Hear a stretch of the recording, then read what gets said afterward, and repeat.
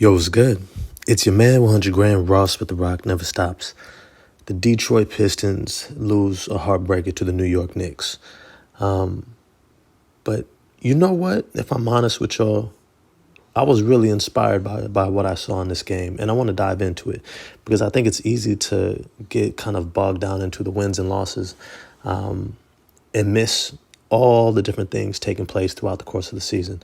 And in this game, I probably saw more progress and more indication that this team is headed in the right direction than at any other time. And I want to dive into that in this video. I want to break down the game and just the different things that I noticed. And definitely highlight me in the comment section and let me know if you noticed it too. Let me just start off by saying, Monty Williams, this was probably one of your best coaching games.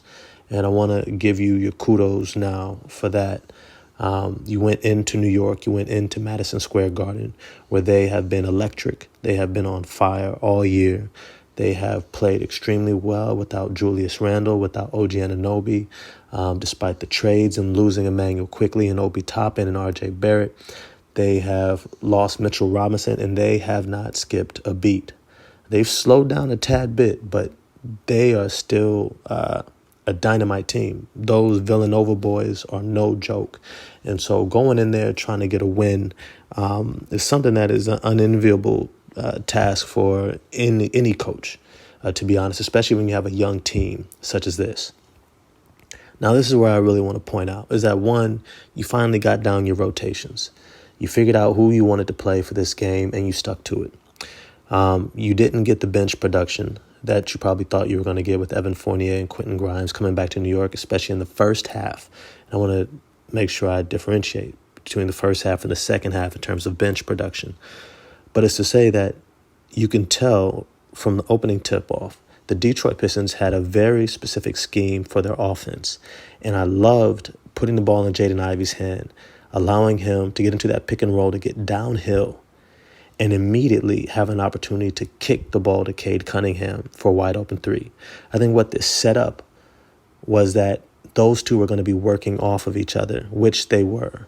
Now, I will admit that Jaden Ivey struggled in this game offensively in terms of shooting the ball, and Cade had a monstrous game offensively.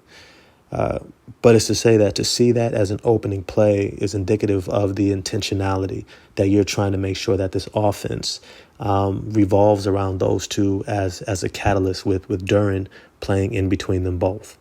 I loved also that not just that you had the rotations down, but that this team was playing great defense that really allowed them to stick around in this game. You made sure that Asar Thompson was able to finish the game on Jalen Brunson, which I thought you guys did an amazing job on, despite him having 35 points. It was a hard-earned 35 points. He shot 11 of 26, 42%, 27% from three. You guys smothered him. You smothered him with that size between Cade Cunningham and Ivey's length, and especially Asar Thompson on him. And so you could just tell it was frustrating him. He was getting worn down, and even Evan Fournier at 6'7", was able to put his body on him and move his feet. And so the team looked ready. They looked prepared. They looked like they had a distinct offensive scheme, and the rotations looked really strong. I would also say that down the stretch, something that I commented on from the previous game that I was disappointed about was that Monty Williams didn't put his starters back in the right moment to give them an opportunity to build off of what the bench was doing so that they can close the gap and have an opportunity to win. And that's exactly what Monty Williams did in this game, was what I recommended, that he had to catch the wave just right. When they were close, getting closer, and he could see that his bench reserves could be losing some momentum as the other team started bringing in their starters, he immediately began to put Cade back in the game, I think, with a little over 7.5 minutes left in the game. And it was perfect timing. I also appreciate that he showed a level of trust in his reserves and the guys who had the hot hand. And he ran with Quentin Grimes and Evan Fournier for as long as he could, because they were just lighting it up. They were making plays. They were playing hard, great defense in the right position. They were moving the ball, right? They were doing exactly what they were supposed to be doing. And that's why you leave him in the game. And I thought that was a great call. The only reason why I wouldn't give you an A+ was for this moment down the stretch. And y'all can correct me if I'm wrong, if I missed it. But when Jalen Duren went up to block that shot against Josh Hart, I didn't see the foul that the refs called. And I was waiting for Monty Williams to throw his challenge. Maybe I missed it. Maybe I blinked. Maybe I went to the bathroom, came back, and missed a moment where Monty Williams used his challenge already. But I could have swore he had a challenge still, and he never used it. And I don't know why he didn't throw a fit on the court to force the referees to review it. I think there are moments where I miss that aspect of coaching where there is a real reason to be demonstrative, to get on that, on that thin line with a referee to say, no, you're gonna hear this and you're gonna do something about it. I'm not gonna get a tech, but I'm gonna make it so clear and evident that you need to do something about this, that it's gonna be egregious if you don't.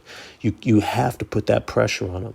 And I felt like he's been hesitant to do that at times. Maybe it's just not his demeanor. I don't know. But that's what I was looking to see. And I thought that was a miss at the end. Other than that, I really liked seeing what Jaden Ivey was doing in terms of getting downhill. His shot wasn't dropping, right? 1 of 4 from 3, 3 of 10 from the field. But he was getting downhill and getting to the free throw line. And he ended up with 14 points, 7 of 7 from the free throw line, with a +4 net rating, plus minus, which is indicative of his ability to get to the line. I thought that helped the Detroit Pistons to stay in the game, to maintain the momentum and control of the game. And I thought that he did an excellent job in that. And his defense was solid as well, with only 1 turnover. Cade Cunningham, he was a boss. He was a beast. Came out, hit his first shot, and never looked back.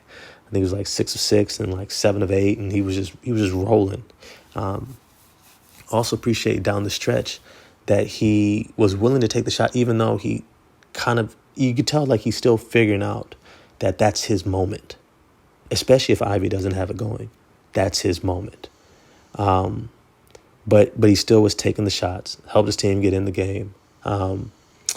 8 assists. They were all great assists. They weren't like you pass and the guy kind of like dribbles a few times and they still give you an assist. No, he was dropping dimes that were leading directly to buckets. And probably could have been even more, as always, if guys had just finished layups. With that, Jalen Duren needed a solid, but I'm going to be honest with y'all, Jalen Duren did not have a good game. He didn't come out sharp.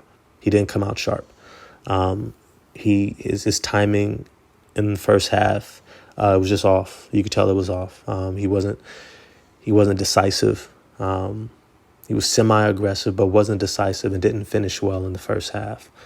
And then I thought that also they fell asleep on Simone Fontecchio. Fontecchio's been playing great.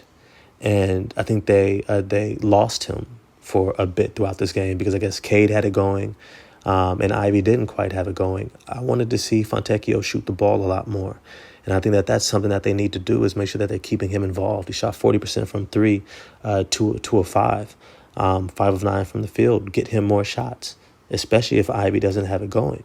Like if Ivy doesn't have it going and Cade does, Simone Fontecchio needs to be able to step up and be that number 3. Especially if Jalen Duren doesn't have it going as well.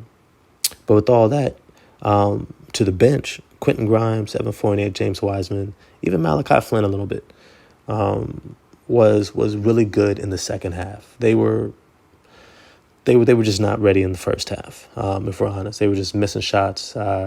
Maybe it was returning to New York and the emotions in that. It had to have been emotional for Evan Fournier, considering the fact that they sat him for over a year. Which is really egregious, considering I don't know if it was something behind closed doors.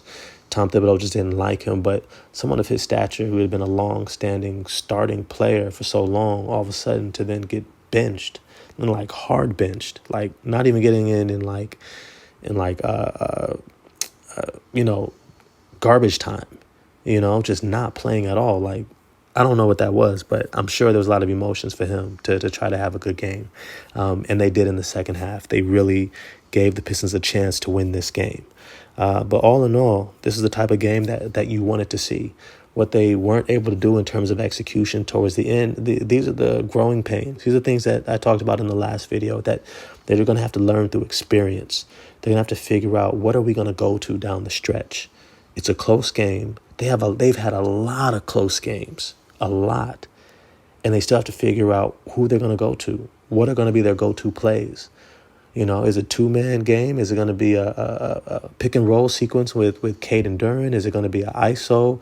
Is it going to be, 4 out, 1 in, and, how are you going to make Asar work, and what is he doing? Let me just shout out Asar Thompson, showing that he's got, the cojones out there, he was out there, hit a huge three down the stretch of the fourth quarter. And if y'all remember from Overtime Elite in the championship game, he hit a huge three for them to be able to go ahead and win that championship. And he's showing that he has that clutch gene, almost like Andre Iguodala, even Sean Marion to a degree, not known to be great shooters. But when the chips were down and everyone else is tight, they look forward to those moments and they have a lot of confidence in themselves. And that was something that was amazing to see. That's something, to log away and be like, let me just keep this in mind. But at the end of the day, I want to know what you all think. Get at me in the comment section. Thought this was a great game. A lot of fun to watch. Really competitive. And something I'm also thinking is like, does the NBA really need like a bunch of superstars?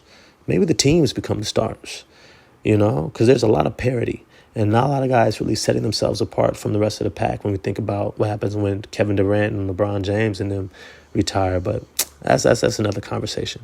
At the end of the day, holler at me in the comment section. Like, subscribe, hit the bell for notifications, and I'm out. Peace.